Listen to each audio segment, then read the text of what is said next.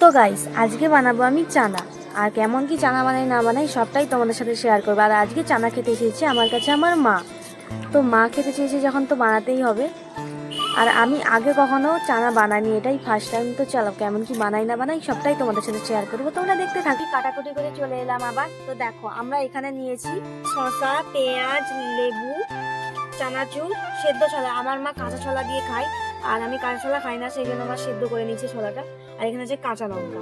তো চলো, আর এই পাঁচনটাই তো ভালো করে মাখানো যাবে না। আর আমরা চানা দোকানে দেখেছি চানা কাকুরা কোনো একটা টিফিন বা বড় বড় বালতি দিয়ে মাখায়। তো আমি মাখাচ্ছি এই জামটাই। তো চলো কেমন করে মাখানো মাখানো শিখতেছি।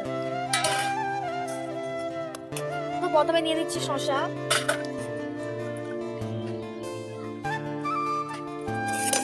তারপরে নিয়ে নিচ্ছি পেঁয়াজ, এখানে আছে ছোলা, সেদ্ধ ছোলা।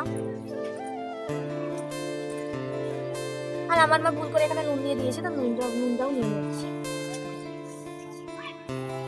আর গাইস এখানে আছে চানাচুর, আর এখানে আছে লেবু।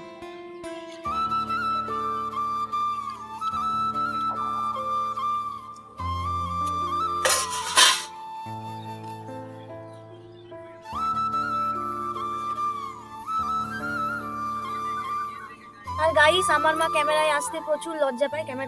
তো গাইস আমার মা ক্যামেরায় আসতে প্রচুর লজ্জা পায়, সেই জন্য আমার মা ক্যামেরার পেছনে আছে। আমার মাই হচ্ছে আমার ক্যামেরাম্যান।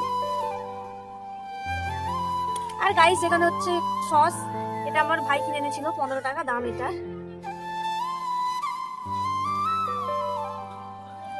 তো গাইস পরিমাণ মতো সস দিয়ে দিয়েছি। আর আমাদের কাছে গাইস কোনো আচার নেই, সেই জন্য আমরা মশাল তেল ব্যবহার করছি।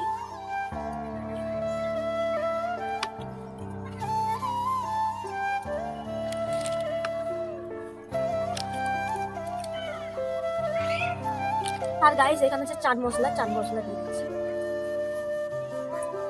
গাইস এবারে আমি মাখাচ্ছি, চামচটা দিয়ে মাখাবো।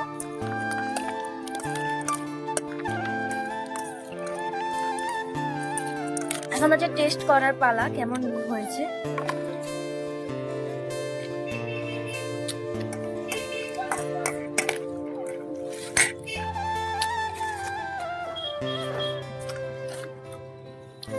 তো গাইস এর আগে আমার মা খেয়েছিল, মা বলে যে খুব সুন্দর হয়েছে, আর আমিও খাচ্ছি খুব সুন্দর হয়েছে।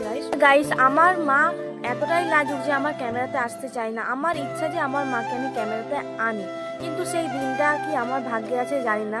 তবে সেই দিনটা যদি আমার ভাগ্যে থাকে, তো আমার মা, বাবা, ভাই বা আমার পরিবারের যত মানুষই থাকুক না কেন, সবাইকেই আমি ভিডিওতে আনি, যেন দিনটা আমাকে ভগবান তাড়াতাড়ি দেয়। তোমরা একটু আশীর্বাদ করো।